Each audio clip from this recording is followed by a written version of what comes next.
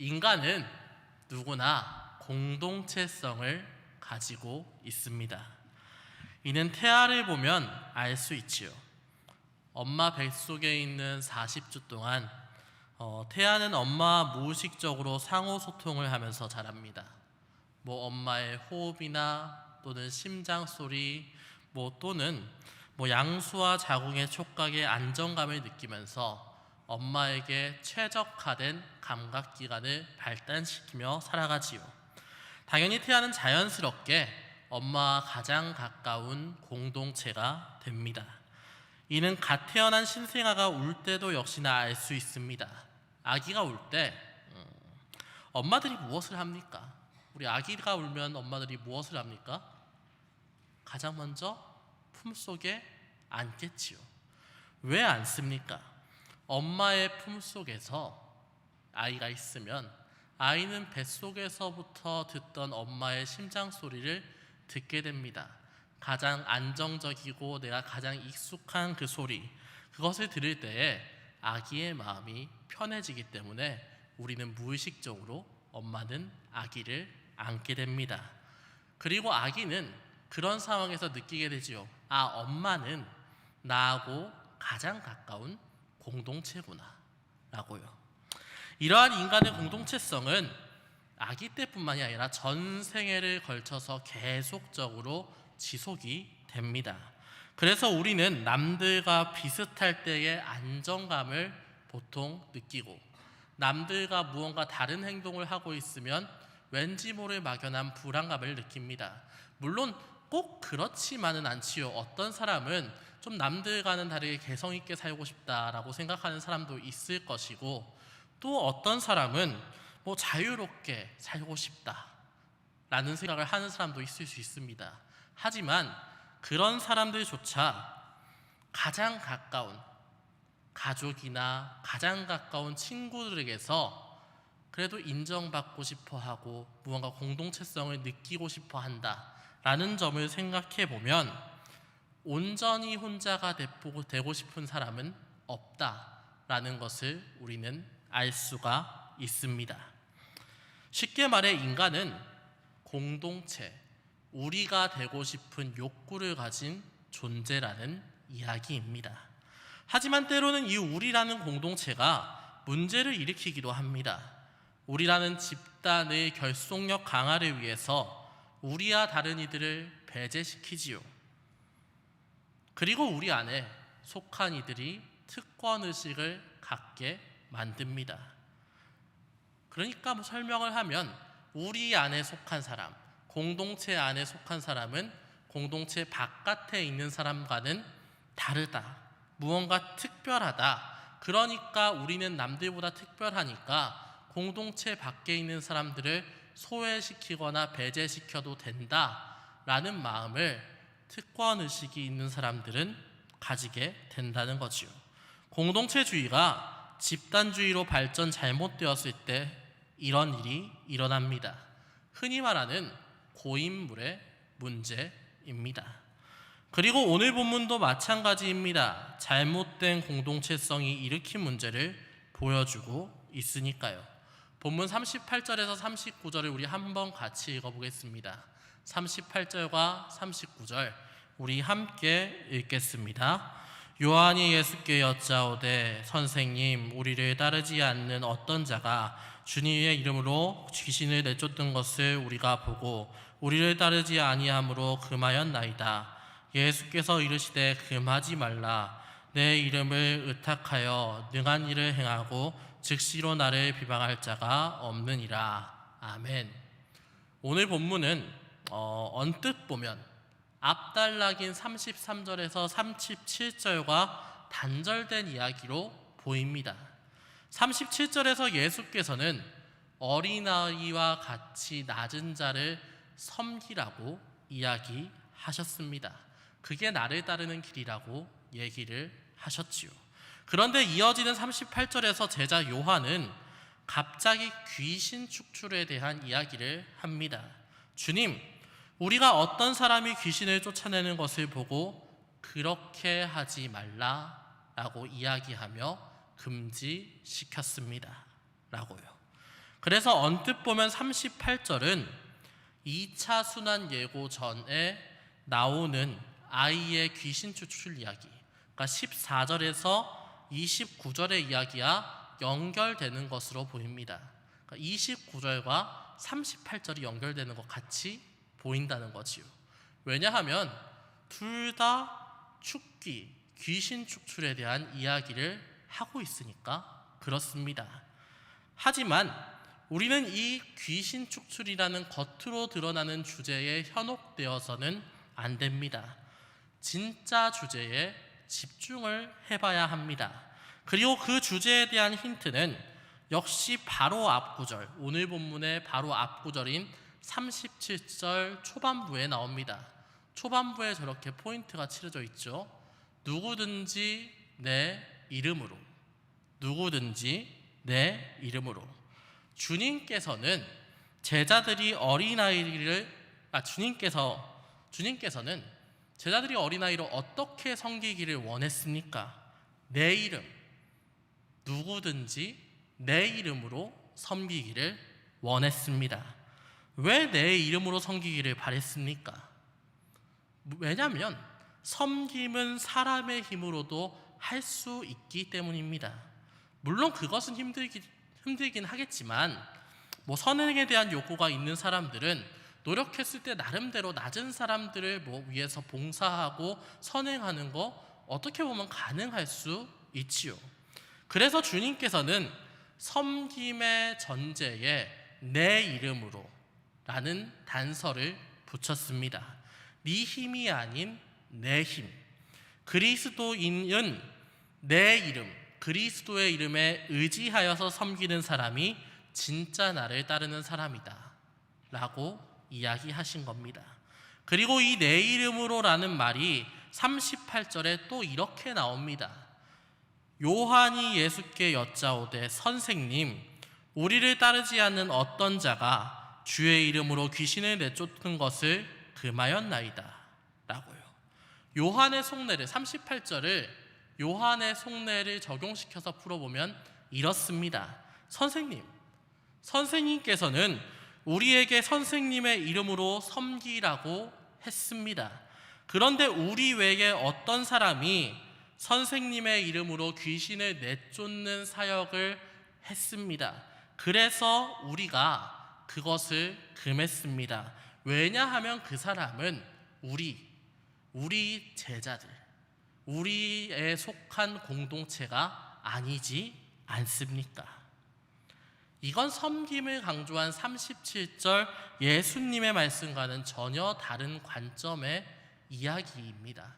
그런 이야기, 37절에서 예수님께서는 야 니네가 섬겨라 라고 교육을 했는데 38절에 오니까 요한은 섬김을 얘기하는 게 아니라 예수님 말 중에 우리라는 말이 있구나 라고 생각해서 갑자기 자기 맘대로 이 말을 한 거예요. 굉장히 좀 이상한 상황이죠. 예수님께서 분명 그것을 강조했는데 곁다리를 얘기하고 있는 겁니다. 그래서 이 질문은 재교육 2회차의 단초가 됩니다. 잘못된 관심, 잘못된 생각은 어찌되었든지 되돌려야 했으니까요. 그래서 재교육 2회차의 중점은 요한이 관심을 두고 있는 우리입니다. 정확히 이야기하면 이 우리, 예수 그리스도의 공동체의 범위는 어디까지인가? 라는 것이 재교육 2회차의 중점입니다. 요한이 말한 우리라는 공동체는 어떤 사람들입니까? 앞에 이야기했듯이 요한이 얘기한 우리는 12제자들입니다. 예수 선생님께서 직접 부르셔서 사역마다 따라다니고 보고 행하고 듣고 배운 사람들, 그 사람이 바로 제자들입니다. 그런데 이 사람들은 귀신 축출을 실패한 경력이 있었습니다. 앞서 언급한 9장 14절에서 29절에 나오는 귀신 축출 사건 때의 이야기지요. 귀신 들린 자신의 아들을 살려달라는 아버지의 부탁을 예수님께서 들어주신 사건이었습니다. 아마 기억나실 겁니다. 제가 설교한 건 아닌데 제 앞에 전 목사님이 하셨어요. 했다고 들었어요. 네, 근데 그때 사건에 대해서 생각을 해보면 예수님께서 분명 아이의 귀신을 쫓아내셨어요. 근데 그 전에 아이의 아버지가 부탁한 거는, 예수님 오시기 전에 부탁한 거는 예수님이 아니라 제자들이었지요. 왜 제자들에게 부탁했습니까? 왜냐하면 예수님의 제자들이면 분명히 이걸 할 수 있을 것이다 라는 생각을 해서 그 제자들에게 먼저 부탁했지요. 하지만 제자들은 귀신을 쫓아내지 못했습니다. 그리고 이 모습을 본 예수께서는 제자들의 믿음이 없는 세대라고 혼내셨습니다. 쉽게 말해서 믿음으로 그리스도를 의지하여서 너희가 귀신을 내쫓으려 한 것이 아니라, 네가 분명히 내 사역을 하고 있는데 믿음으로 나를 의지하여서 사역을 행한 게 아니라 니네 힘으로, 니네 자랑하려고, 니네 능력 보여주려고 했기 때문에 믿음이 없는 세대라고 예수님께서 이야기한 것입니다.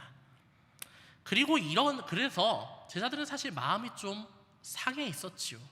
왜냐하면 어쨌든 그렇게 이야기해도 예수님의 말씀을 이해하고 싶지도 않았고 깨닫기도 쉽지 않은 상황인데, 자기들이 지적당한 것도 너무나 힘들고 또 공적으로 망신도 당했으니까 별로 기분이 안 좋았는데, 그때 갑자기 이런 소리가 들려오는 겁니다. 우리 제자들이 아닌 어떤 사람이 예수님의 이름에 힘입어서 귀신 축출에 성공했다 라는 이야기가 들려오는 겁니다. 제자들 입장에서 얼마나 짜증나고 열이 받았겠습니까? 안 그래도 예수님의 제자인 자신들은 귀신 축출에 실패하고 예수님께 혼나서 체면을 구겼는데, 뜬금없이 나타난 이상한 사람이 그리스도의 이름을 운운하면서 귀신을 쫓아냈다. 이는 제자들 입장에서 용납할 수가 없는 일이었습니다. 그래서 그 사람의 사역을 금지시켰지요. 그리고 이 상황이 있고 난 후에 예수께서 어린아이들을 빗대면서 섬김의 사역은 네 이름으로 해야 돼, 내 이름으로 해야 된다라고 말씀을 하셨습니다. 그때 문득 제자 요한으로 대표되는 제자들의 머리에 이런 생각이 났습니다. 그리스도의 이름으로 죽기에 성공한 자에 대한 기억이 생각났습니다. 그래서 옳고 그름을 예수님께서 가려주기를 원했지요. 우리가 금한 건 맞는데 예수님께서 딱 잘라서 이게 잘못했다라고 이야기해 줬으면 좋겠다. 그러니까 죽기에 실패한 우리 제자들이 옳은 것인가, 맞는 것인가, 아니면 죽기에 성공한 어떤 자가 맞는 것인가, 좀 더 자세히 이야기를 하면 예수님의 이름에 힘을 입지 않고 죽기를 해서 실패해서 혼난 제자들의 편을 들어주는 게 맞는 것인가, 아니면 제자 공동체에 속해 있지 않지만 예수님의 이름에 힘입어서 죽기에 성공한 사람의 편을 들어주는 게 맞는 것인가, 예수님께 어느 편 들래요? 라고 요구했다는 이야기입니다. 그리고 또 이런 걸 보면 약간 제자들의 마음이 좀 보이죠. 왜냐하면 정확하게 이런 마음 아닙니까? 우리 제자들 안에 속하지 않는 사람이, 예수님의 측근이 아닌 자가 감히, 예수님께서 뽑지 않은 자가 감히 그걸 시도했고 성공을 했다. 이거는 우리 제자들을 욕보이는 행동이다. 귀신 축출에 우리가 실패했더라도 저 사람보다 못하면 안 된다. 우리 특권층은 절대로 그러면 안 된다. 그러니까 예수님께서 우리 안에 있는 사람들을 보호하기 위해서 선을 그어줘야 된다. 딱 이 생각 한 겁니다. 쉽게 말해서 계속 얘기했지만 제자들은 자기들이 특권층이라고 생각을 한 거지요. 하지만 예수님 입장에서는 그게 맞는 겁니까? 예수님 입장에서 제자들 편을 들어줘야 했을까요? 그건 아닐 겁니다. 37절에서 예수님께서 섬김에 대해서 말씀하실 때 이렇게 이야기를 하셨습니다. 누구든지 내 이름으로 이런 아이 하나를 영접하면 곧 나를 영접하는 것이요 라고요. 누구든지 내 이름으로 앞에 누구든지 내 이름으로 아이 하나를 섬기면, 예수님께 우리는 내 이름, 즉 그리스도를 믿고 의지하는 누구든지 라는 이야기입니다. 예수님한테 있어서 공동체는 제자들, 인간적으로 가까운 공동체가 아니라 내 이름에 힘입은 그 모든 사람들이다 라는 이야기를 오늘 예수님은 하고 있습니다. 그래서 39절과 같이 말씀을 하십니다. 우리 39절 같이 읽어보겠습니다. 39절의 말씀입니다. 함께 읽겠습니다. 예수께서 이르시되 금하지 말라. 내 이름을 의탁하여 능한 일을 행하고 즉시로 나를 비방할 자가 없느니라. 아멘. 나를 진심으로 믿고 내 이름으로 사역하는 이가 나와 반대되는 길을 걸을 리가 없다. 그러니 그 사역을 금하지 말라. 쉽게 말해서 예수님 입장에서는 제자들이 반대했던 어떤 이도, 어떤 사람도 무리라는 이야기입니다. 그리고 예수님의 이 말씀은 우리 마음속에 쌓여있던 장벽들을 되돌아보게 합니다. 사실 세상적인 논리로 생각을 했을 때 제자들이 생각하는 우리라는 공동체는 사실 모두가 들어가고 싶어하는 공동체죠. 모두가 그 공동체를 들어가고 싶어하지요. 왜냐하면 그건 특권층이니까요. 그래서 세상에는 이런 공동체, 특권층이 되기 위해서 필요한 많은 기준들이 있습니다. 일종의 장벽입니다. 우리가 되기 위해서는 좋은 학교를 나와야 하기도 하고, 때로는 재력 있는 가문에 재력 있는 가문에서 태어나야 하기도 하며, 한 지역에서 오래 산 토박이거나 군대라도 같은 데를 나와야 한다, 등등 이런 기준들을 가지고 있어야 그래도 특권층에 들어갈 수 있습니다. 남들과는 다른 높은 존재가 된다고 생각하니까 이런 기준을 자꾸 우리라는 공동체 안에 들어올 때 이런 기준을 넘어라고 쌓아두는 겁니다. 그리고 실제로 특권을 가진 우리의 구성원들은 나름대로 자긍심을 갖고 만족감을 가지면서 살 수 있겠지요. 우리는 남들과는 다르다. 우리는 꽤 높은 존재다. 우리는 자긍심 가져도 된다 생각할 겁니다. 하지만 그 특권의식을 교회로 가져온다고 생각을 한번 해보십시오. 교회가 어떻게 되겠습니까?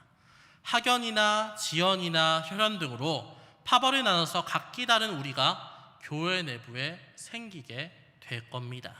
그리고 그 파벌은 서로가 서로를 견제하고 미워하며 크고 작은 싸움에 휘말리게 될 겁니다. 교회는 교회가 아닌 정치 집단이 되겠지요. 이런 상황이 되면 누가 교회에 머물게 되겠습니까?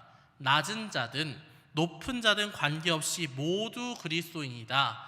내 이름에 의지하면 모두 그리스도인이라고 예수님께서는 분명 말씀하셨는데, 그 기준과는 전혀 관계없이 자기들 마음대로 기준을 정해서 들이대는 특권층들이 교회의 일원으로 많다면 어느 누가 그 교회에 힘들어서 다니겠냐는 이야기입니다. 그래서 예수님께서 말씀하신 겁니다. 내 이름으로 사역을 하는 사람, 내 이름을 진심으로 믿고 따르는 이는 모두 그리스도에 속한 우리다 라고요. 하지만 이런 주님의 말씀에도 제자들은 특권의식을 버리고 싶지가 않았습니다. 당연하죠. 왜냐하면 사실 우리만 생각해도 그러지 않습니까? 내 손에 잡은 거, 내가 가지고 있는 거 베풀고 싶은 사람, 정확하게 해서 놓고 싶은 사람이 어디 있겠습니까? 그거 꼭 잡고 있는 게 인간의 본성입니다. 그것처럼 제자들도 딱히 이 특권을 버리고 싶지 않았던 겁니다. 그래서 주님께서는 다시 한번 강조해서 말씀을 하십니다. 40절에서 41절의 말씀입니다. 40절에서 41절의 말씀 함께 읽겠습니다. 우리를 반대하지 않는 자는 우리를 위하는 자리라. 누구든지 너희가 그리스도에게 속한 자라 하여 물 한 그릇이라도 주면 내가 진실로 너희에게 이르노니 그가 결코 상을 잃지 않으리라. 아멘. 누구든지 너희가 그리스도에게 속한 자라 하여 물 한 그릇이라도 내어주면 결코 상을 잃지 않을 것이다. 이 말씀이 무엇입니까? 그냥 읽기에는 우리의 속한 제자들의 부담감을 낮춰주는 이야기처럼 보입니다. 예수님을 위해서 물 한 그릇이라도 베풀면 그것만으로도 그리스도에 속한 우리는 상을 받는다. 그리스도에 속한 제자 공동체는 상을 받는다라고 이해할 수 있으니까요. 그래서 이 말을만 들으면 제자들은 작은 선행으로도 상을 받을 수 있다는 안도감을 얻게 됩니다. 하지만 사실 이 말씀은 제자들의 특권의식을 허무는 말씀이었지요. 지금까지 제자들의 입장에서 우리 공동체의 기준이 무엇이었습니까?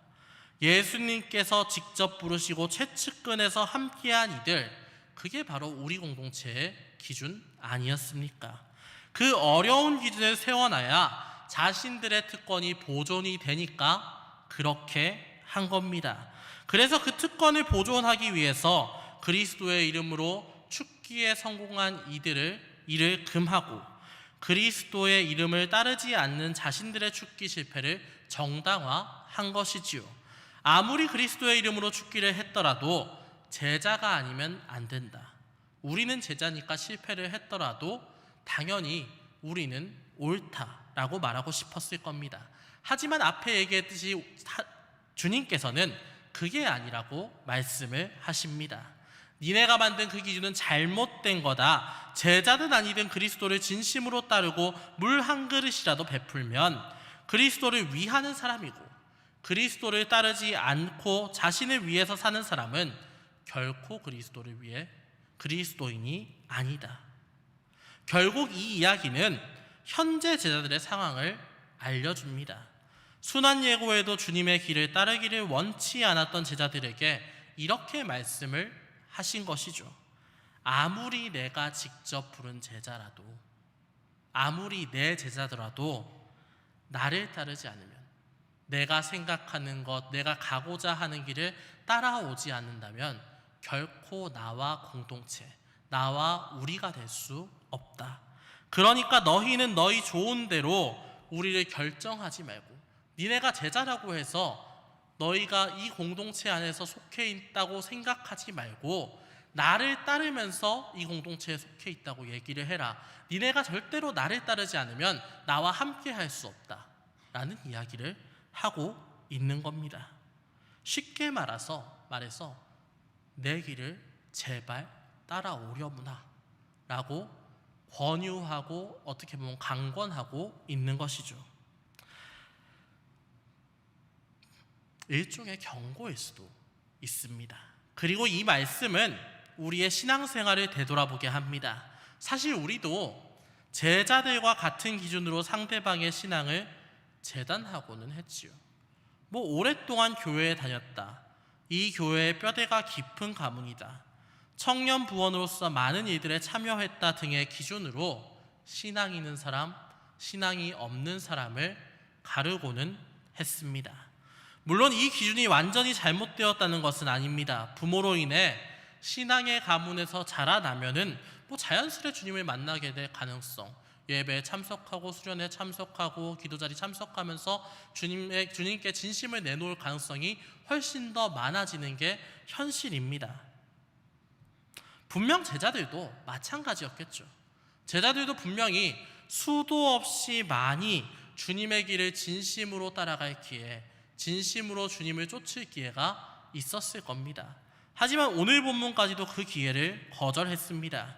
그리고 이런 모습은 우리에게도 마찬가지로 나타나고 있습니다.